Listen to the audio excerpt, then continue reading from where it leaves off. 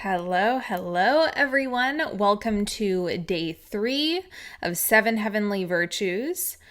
And today we are covering willingness. The counterpart teaching to willingness is powerlessness. Let's go ahead and open with the same analogy that I've been using throughout the previous calls. So once again, God is over here. So you imagine this. This is light. If you look away from God, you'll cast a shadow. And as I've mentioned previously, this is not an on and off switch where you are either looking or not looking, and those are the two states. It's degrees of disconnection. It's degrees of orientation away. So most of the time, as I've been using different examples throughout this, orienting away does not mean that you necessarily feel bad or are doing something bad. Sometimes it can just be, instead of taking your worries to God, you take them to action. If you're worried about something and you're not praying on it first, then that means you've prioritized something other than God and you've temporarily disconnected. And I know that this is tedious, and let me make it clear. I am not a perfect practitioner either. There's plenty of times in life where it's like I'm worried about something, I need a solution, and I want to dive into action first. I want to prioritize that. I want to hammer things into place rather than connecting to God first. I do that just like the rest of you. So this is a training of your orientation to seek God first, seek connection first. We're out of practice with this. And so initially, orienting towards action doesn't present as bad or doing anything wrong, and it's not. None of this is bad. Orienting away from God isn't bad. What it is it's painful. When you do that, you'll run into more and more pain points. The more you seek God, the more you as they say, lay your problems and your worries at the altar. What that means is I'm going to unburden myself by putting my faith in God, in a supernatural God that has the power and ability to do things that I cannot achieve, that I cannot do through action or will or force alone. That's what training your orientation does. So if you pursue action first instead of God, action is always a part of this. I can't stand it when people say, I don't want to do anything. I hear all sorts of different variations. Like, I want to make money, but I don't want to do anything. That is so not true. That is so not true. Because listen to what you're saying.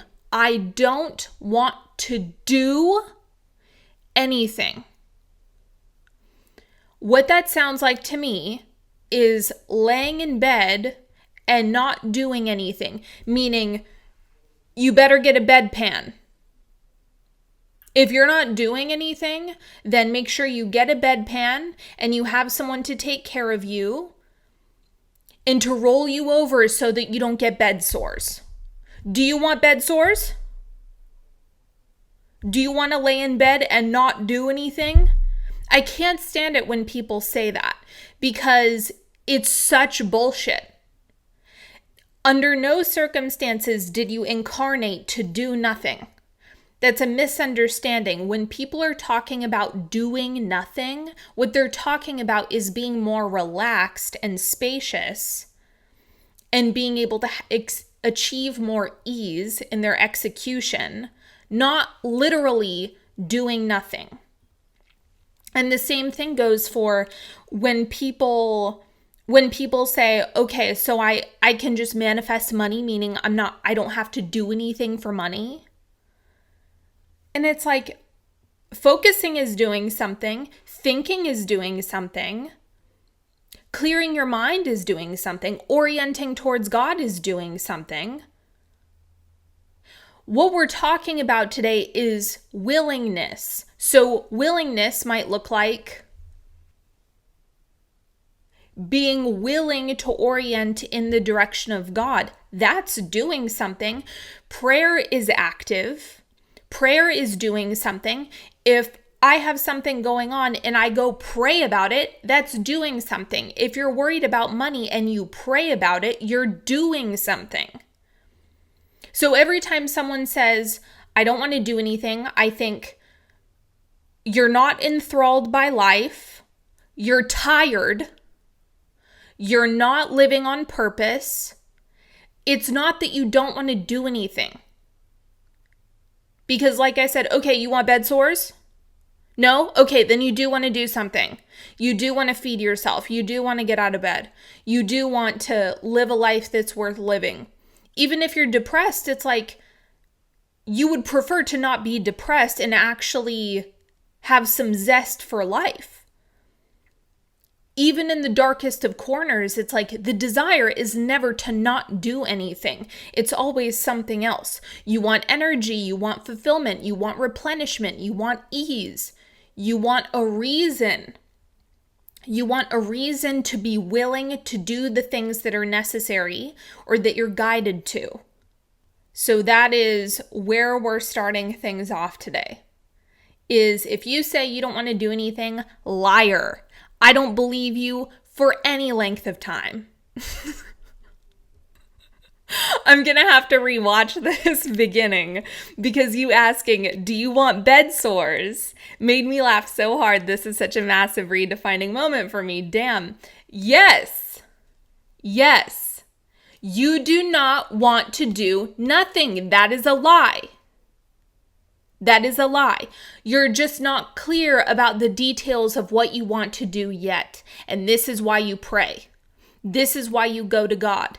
This is why, what is it? The living water, the source of living water.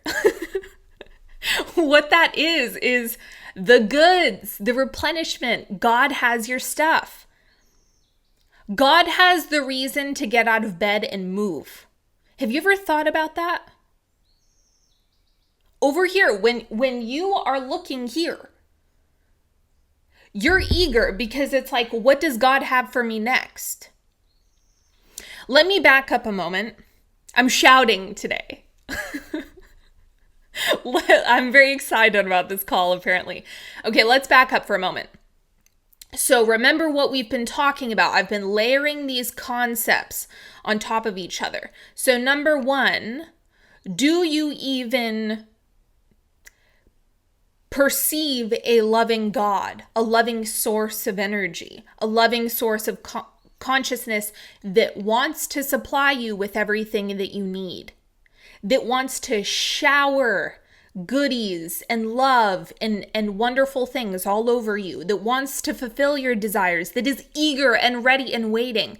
Do you even perceive God as being that way? That's number one. Because if you don't have that part, we can't build anything on top of it. Because then you're not going to be able to exercise your faith. And if you're not exercising faith, if you don't buy into that first premise, if you're not putting your faith in this power that is greater than yourself, then why would you be willing?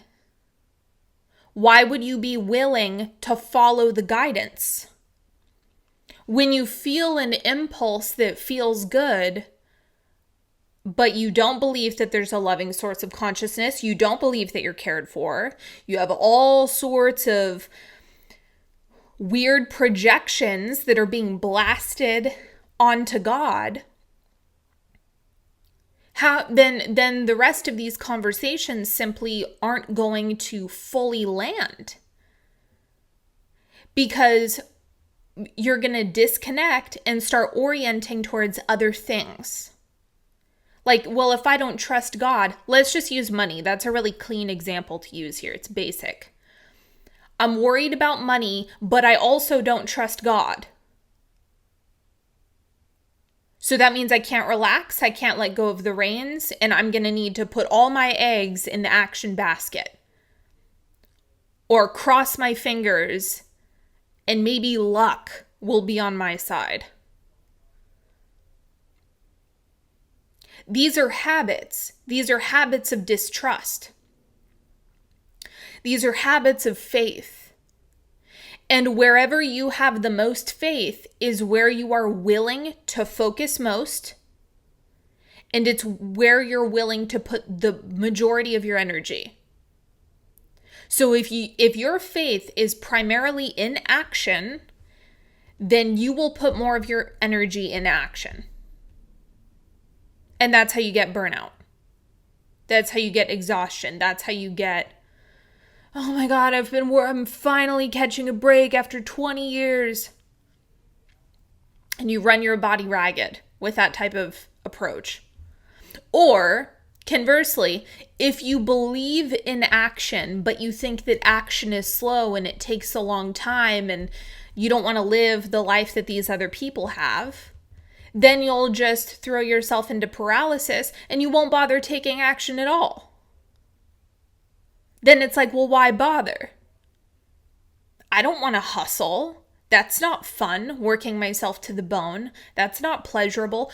If your God is action, you're going to talk yourself out of a bunch of things that you really want to do. Action is sneaky that way.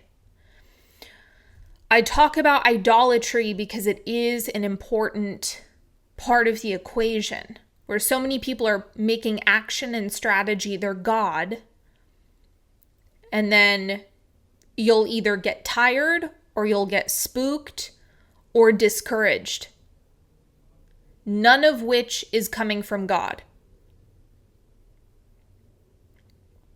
Over here is replenishment and encouragement and cheerleading and good things.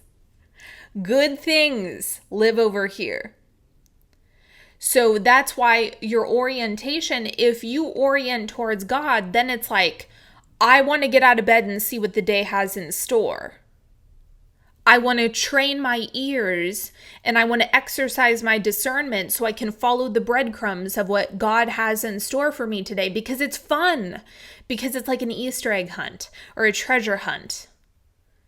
You just get to keep following the path, following the path, following the path. But it requires you to orient in that direction. And the other thing I want to mention here is that willingness, this initial willingness, assuming you believe that there's a God that loves you in some capacity, something that loves you, if you believe in that and you put your faith in it, and then on top of that, you are willing to continually orient in the direction, that will gain momentum. And the more that you're exercising willingness to trust, to listen, to follow, and these can be very, very small things. Small, teeny tiny, inconsequential impulses. That little ping of like, just do that thing or grab that thing. Do that now. You're going to need it later. Or you're like, all of this is being organized. You're being guided all the time. Information is coming to you all the time. The more that you have positive data, through which can only come through experience. I can talk at you for 6 hours, but if you don't actually go experiment with this in your life, you're not going to get any positive data. You might be able to mine your past for experiences like this, where you got an impulse, but you didn't listen. And then you were like, damn it, I should have done that. That was coming from over here. That was the light shining, trying to guide you, trying to lead you. but you have to train yourself to orient in that direction and then actually obey. So the Christian version of willingness is obedience. Now that has too much of a negative connotation. I understand what they're saying, but usually when people are thinking about obedience, they're thinking about someone else telling me to do something that I don't want to do. So then we get back into the mommy and daddy family of origin issues like before. Because that word is not built on the premise that God has the goods. God has your stuff. That's the first thing, that if you don't accept that, we can't go anywhere. None of this other stuff is going to be helpful, because it's like, well, God, what? You want me to like serve God for what? Am I going to have any fun? Am I going to have a good time? I'm just going to be like a slave to God? For what? What's in it for me? You know? Like, well, yeah, my mom bossed me around plenty and that didn't get me anywhere. Why would I do it with God? And that's not what's happening. That's not what it's like. It's your desires. The scripture is coming to mind. Delight yourself in the Lord, and he will give you the desires of your heart. In my jargon, connect to God and you'll get your stuff. That's what that means. Take pleasure in prayer, in connection, in grace journaling, in moving prayer, in prioritizing the relationship, and the fruit of that relationship is all the shit you want. Your expedited shipping is when you orient towards God. That's where that comes from.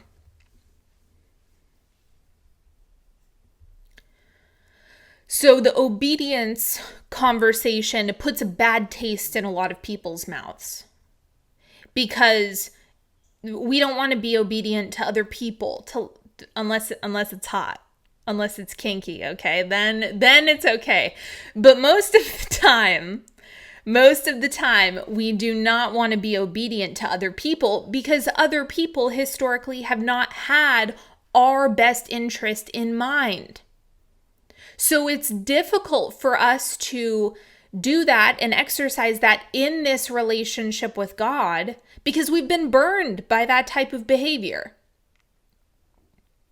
You know, we've been burned by, well, I listened to you and then you were wrong, or it didn't pan out, or I should have listened to myself. We have trauma around obedience, which is why we practice. You practice by first being willing to even look in that direction. Just seeking God, orienting towards. So the example that I gave the very first day, I looked and the solution came. It didn't matter the position that I was in. It didn't matter that I was angry. It didn't matter. It was the willingness to look. And then the goods can flow in, because God has all your stuff. The more you're willing to do this, the more you receive. In the moment that you receive and you finally see that things are starting to turn in your favor, or you're starting to make progress with something, or there's little synchronicities that start generating momentum, you're getting positive data from that. And the more data that you have, the more you trust. And then the more you trust, it's like the safer it becomes to put your faith there. If you were to go back and excavate your entire life, it's like you have probably 1 million different instances of God having your back. You probably have a bunch. But if you're not paying attention, then they'll just kind of sit dormant. Like you're not going to be actively using it as a reason for you to put more faith in this relationship. When you could be. It's like you could use all of that evidence to stop worrying. For example, worrying is putting your faith in everything but God. That's what that is. I'm putting faith in action, but it might not work. I don't know if it's going to work. I don't know if it's going to pan out. That's scary. I can put faith in my past, but things haven't worked out in the past, and that's scary. The only place of genuine replenishment, in my opinion, stable, let me be more specific with this.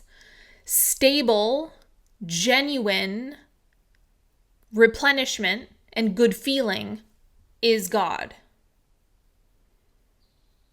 That's the only place I know, the only thing I know that I can do that is always, always, always, always going to be a pillar of good feeling, relief, replenishment, love, connection, all the stuff. But you have to be willing. And then when you're receiving guidance from God, and let me speak about discernment here. If you have not trained your connection, then your discernment isn't going to be that good either. So just listening to any fleeting thought, well, you don't want to do that, then you'd probably be in jail if you just listen to any thought that you have. So that's not a good approach. But in order for you to tell, where is this coming from? You have to train your ear for that. You have to train yourself to discern, like, where is this coming from? And I'm not saying this in the sense that you need to be neurotic about it. Where did that come from? Did it come from God? Did it not? Is something bad gonna happen? It's like, don't get crazy with this, but understand, if you feel better, the better you feel, the more you're orienting towards God. When I say this in church constantly. Everyone in church is sick of me saying this.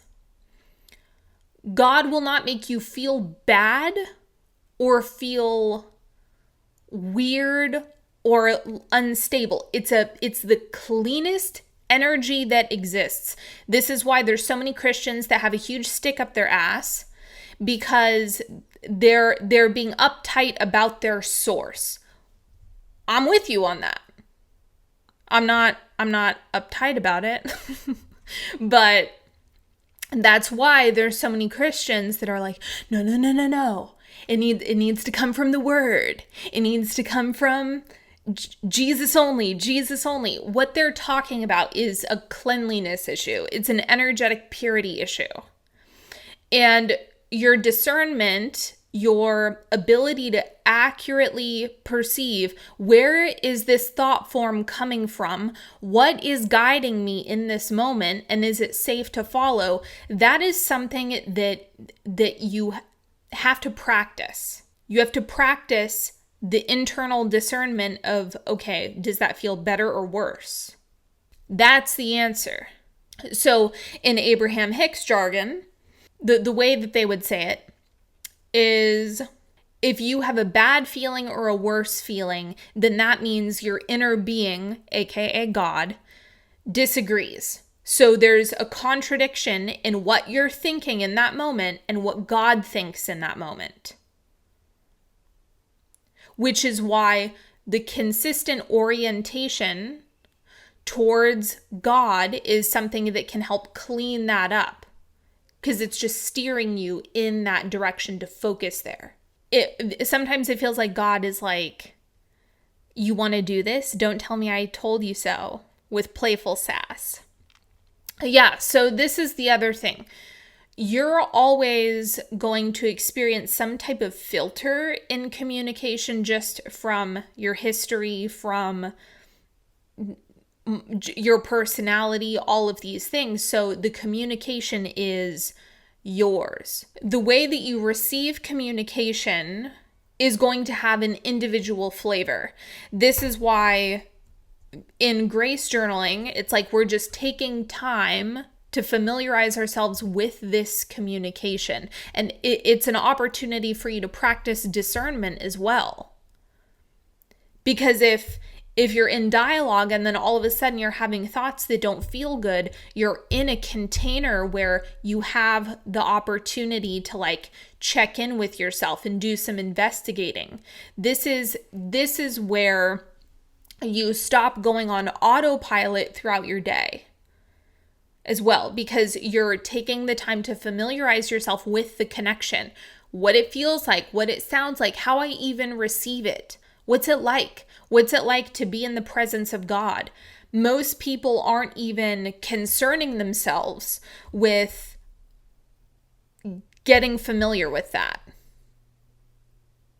So that way you can actually exercise it in real life, in your everyday stuff that you have going on, in any situation that matters to you or is important to you. You can start leaning on this. So when you are practicing listening, feeling the connection, willingness is going to make more sense.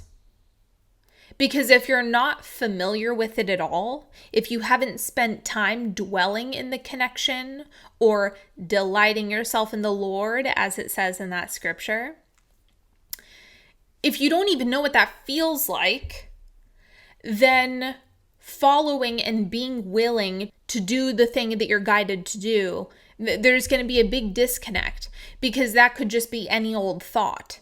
That could be any old piece of guidance coming from anywhere. So if you're starting at ground zero, then the first step would be, well, you've got to practice the connection first. And possibly look back at your life, look back at your history, and see all of the times that you followed that guidance or you didn't follow that guidance, and then how things panned out.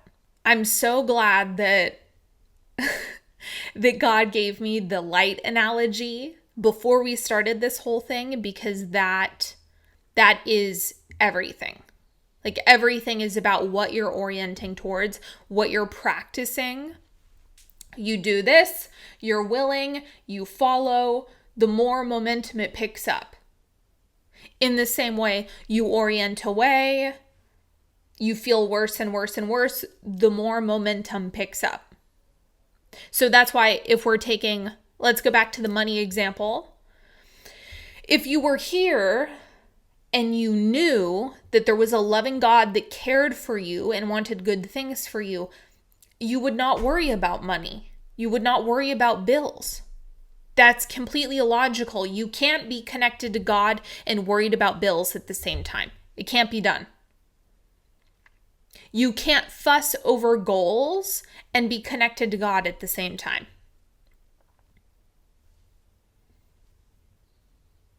They can't coexist. You can toggle between the two, but you cannot do them both. If you're looking here, you feel total peace and confidence, knowing, certainty, conviction. Let's say you turn away and you start prioritizing action.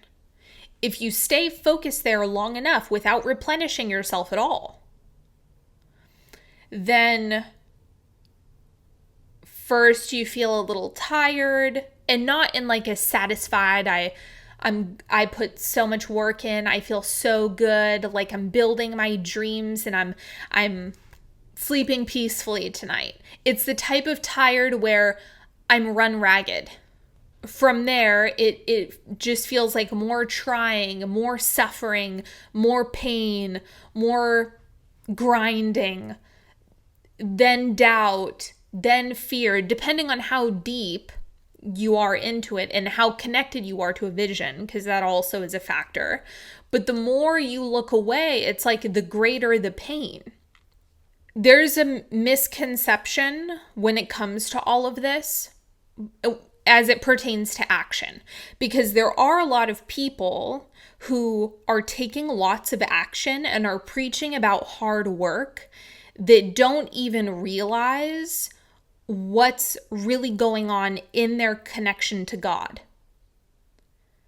So my argument is people who thrive with quote unquote hard work have to be getting replenishment from God in the form of vision and just this like divine inspiration that has been placed on their heart that they're continually tapping into. That's what gives people boundless energy. And I will also say this is going to be way more common with males. I've talked about this before on my Instagram story.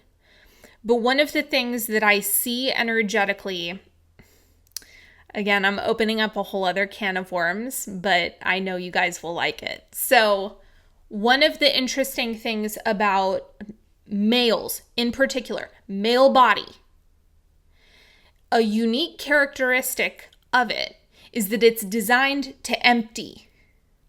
So the hard work, hustle bro attitude does really well for a male body. Female bodies are designed to receive and fill. There's this dispensing that occurs with male bodies in a way that serves them really well. My theory is that actually has more to do with biology and just like the energetic design of physical bodies. It's very interesting to me, but there's also this connection that isn't being referenced. So the thing is, if you are working really hard and you're continually going to the source and you're getting fueled up on vision, on purpose, you have a grand vision for your life, that's God. When people are going to a vision board, let's say you have a vision board practice and you're doing it every morning. Let's say you have music, you're envisioning your life, you're looking at all these images, you're taking yourself into it. God's over there. That's why it feels good. And then you do that, you do your practice, you get fueled up through the vision, and then you let that spill out into the rest of your life. You let it overflow. We're going to talk about that on a different day. But people are continually getting fueled up on God and they may not even realize it. Working hard without connecting won't work. If you got up every day, you were super connected to God, you were inviting the guidance, you were inviting the vision, you're inviting the conviction to do the things. If you had all of that together and you were just constantly getting fuel from God, you would be all over the place. You would be doing all sorts of things. You would be eager to see what exists beyond the guidance and beyond the action. You're like, okay, let's go. You are not going to be interested laying in bed and getting bed sores when so much is at your fingertips. And you're like, okay, I'm going to do this. What's next? What's next? What's next? You're going to have so much more zest for life, but it requires willingness. So when people are talking about hard work, people are going to God and they don't even realize it. They're just doing it in different ways. Some people do it through meditation. Some people do it through a practice that they love. Some people do it just from being so on purpose, being able to anchor into a purpose that is like God size. If you have a God size purpose and you're connecting to that, then in terms of taking action, it's like you're going to be a beast because you're connected over here.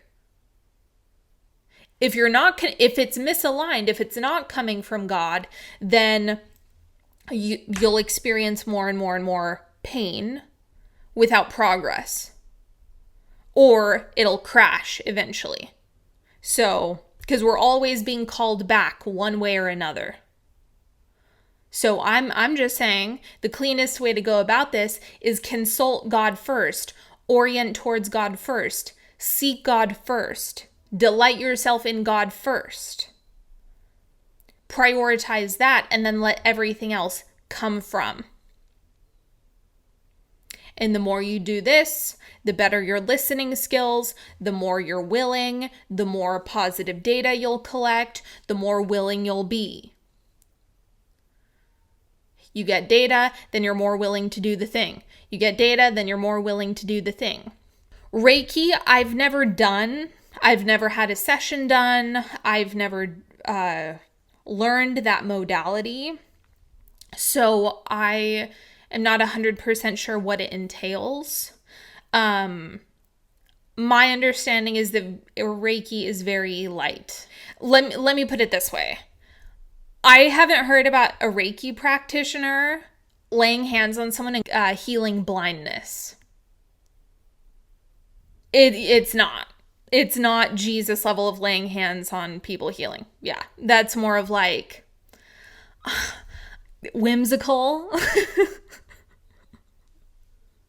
Ooh. I'm gonna dance around the table. I don't take Reiki that seriously. No offense. If you love Reiki and it's changed your life, good.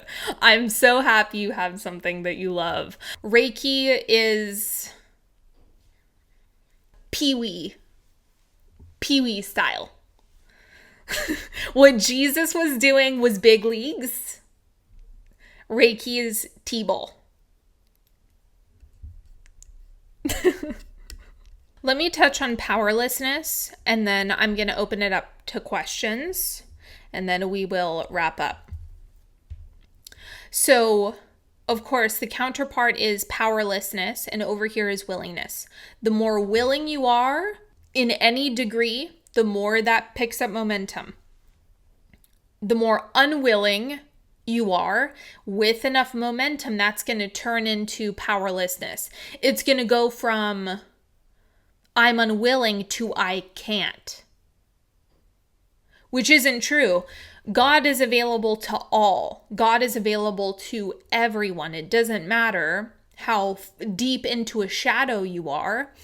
Orientation is all that's required, and that's an internal posture. It doesn't matter how down and out you are. It doesn't matter how powerless you may be, because this is steady, this is consistent, this is unwavering. And the mental posture that you're taking of I'm seeking God, I'm willing to listen, I'm willing to orient, I'm willing to ask, I'm willing to connect more, I'm willing to pray, I'm willing to open up the lines of communication. Now, with enough momentum, I'm willing to do as I'm guided. I'm willing to trust. I'm willing to have faith in you continually. I'm willing to not worry. I'm willing to not obsess and keep my eyes fixed. I'm willing. And then the more willing I am, the more willing I am, the more willing I am. Would your take on where you are suffering or in pain is perhaps showing you where you are not in faith with God?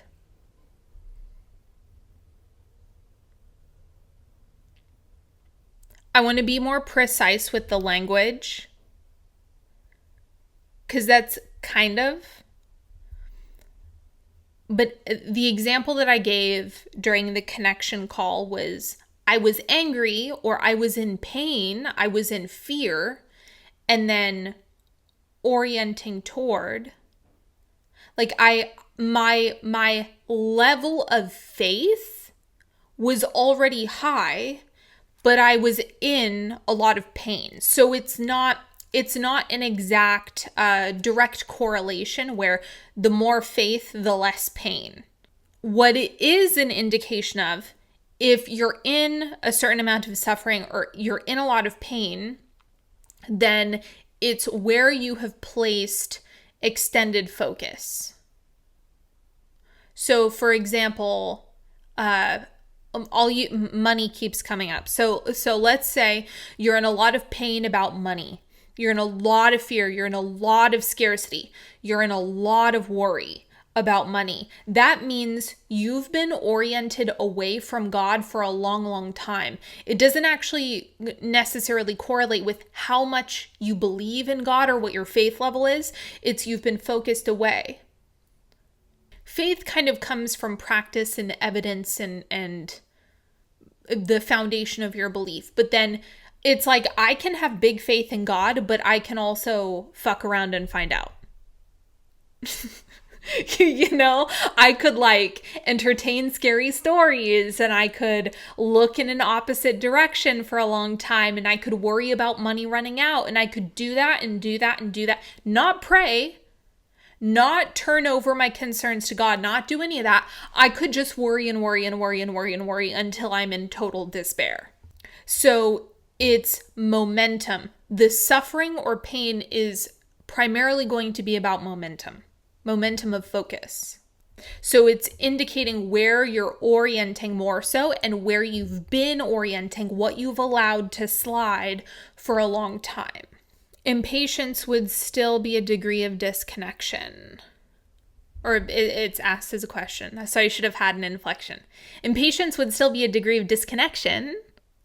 I believe, but like, where is it? That 11th hour feeling. Usually, impatience comes with a bigger story. Usually. So most of the time, this is similar to the previous question where it's momentum mostly. Like, underneath, you're saying, where is it? Is, well, it hasn't been here in a long time. How do I know that things are going to improve? What if I just barely scrape by again? History. So that means your history is really active. You're definitely not connected to God in that moment that you're feeling impatient. Or you can feel impatient, but then turn to God, but then you'll get relief because you'll be focusing there, and then the momentum will build, and then you'll feel like it's at your fingertips, and you're not in a state of worry because the worry is ultimately turned over. And what I mean by that, if you don't know what I mean by turn it over, is God can take that. God can handle that, and I trust God with it. Do you trust God with your stuff? Do you trust Him to hold your purse?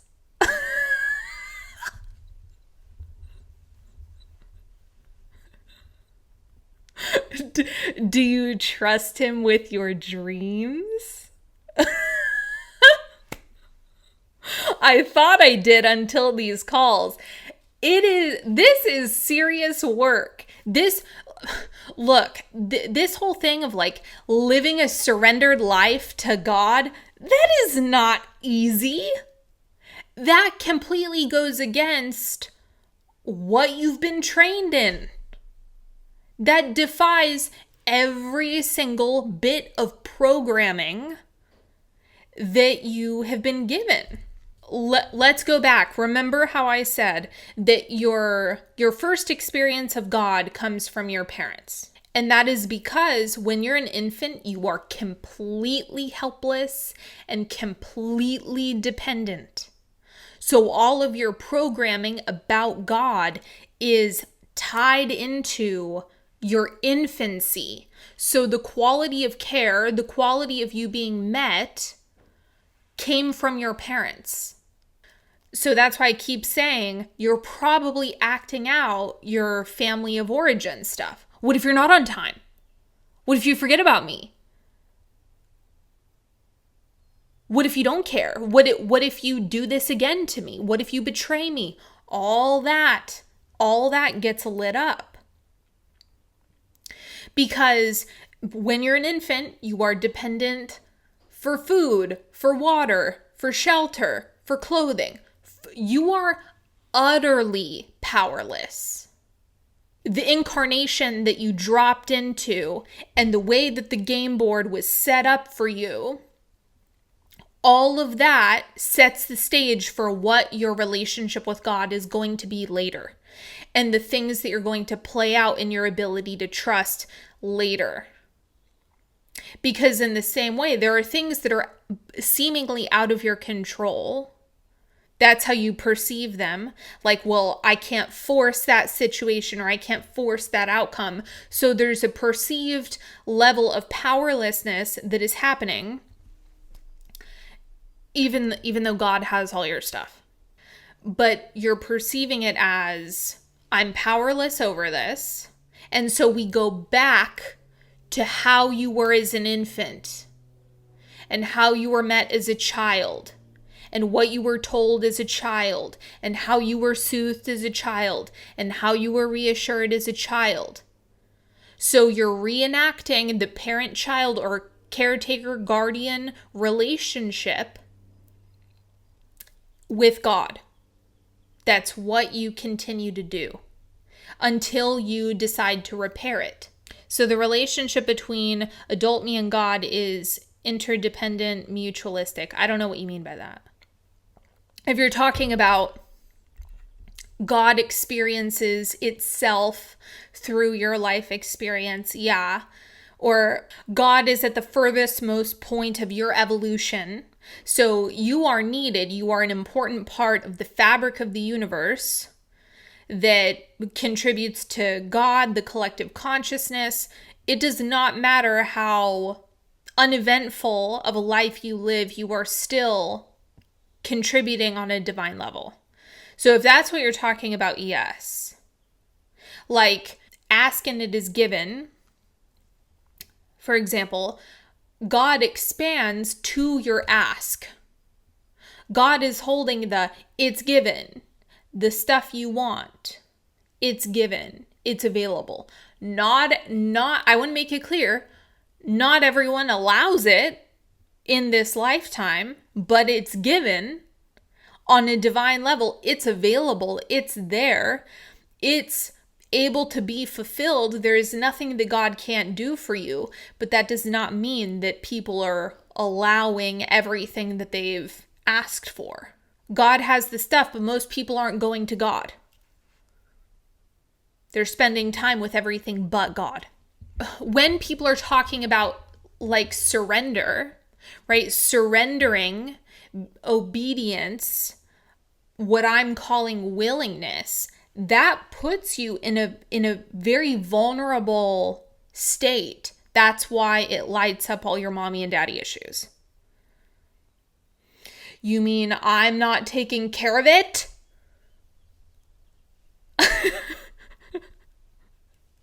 Control freak? That's how most people are. You mean I'm not going to worry and I'm not going to solve it? It's scary. It's scary. And so that's where the whole foundation, do you believe that there's a loving source? Do you believe that there's a supernatural God that is providing for you and does provide for you and wants to provide for you and loves you and cares for you and all of those things, that God has the provisions that you are asking for? Do you even believe that? No, I'm gonna get forgotten.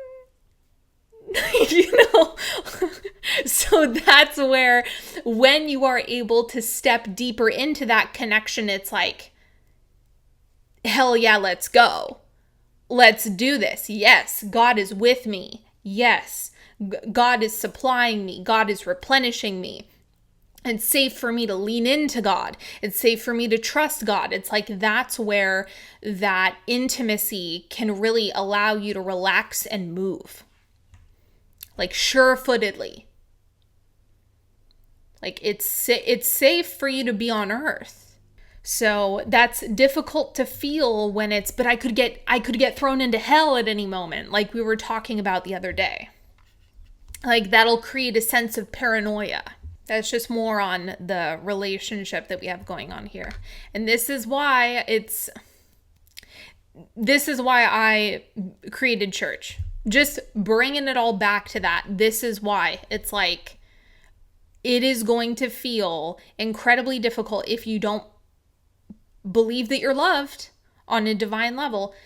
I don't know how anyone relaxes. Like, remember when we had Norman come out the other day? The economy, the numbers. Okay, him, that character, I could not relax. I could not feel peace and live like that when you'll constantly be on edge about what's going to happen with the economy, what's going to happen with the markets, what's going to happen with what's going to happen, what's going to happen. Is it any moment something could go wrong, any moment. How you're going to get yourself sick living under that amount of stress.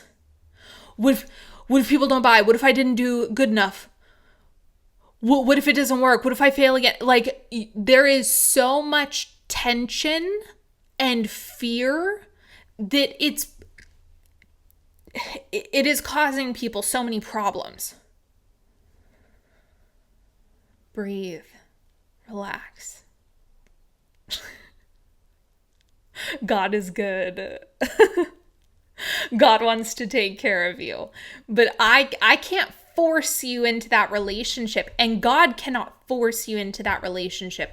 You have to be willing to go, to seek, to knock, to call. Hello. You have to be willing to do all that. Once again, church is open through the end of the month. It is enrollment season. Enrollment is open. We have the Great Prayer Event coming up in August. I've settled into August. August is the month. Lots of prayer, lots of communication, lots of intimacy with God. I'm just curious, what do you think would happen if you were just continually communicating with God? Food for thought. Something to think about. That's what we're going to be doing in August. Grace journaling is tomorrow. 11 a.m. We're going to be together chit-chatting with God as we do inside church. And is there anything else I have for you? More announcements to come, not today, but about a few other things that I have going on that I'm really excited about. So that is what we'll be covering later on. And our next call will be on Wednesday. I hope I've given you plenty of things to play with, to think about, consider. Thank you. Lots to digest. Good. All right, everyone. I will talk to you later. Have an excellent day.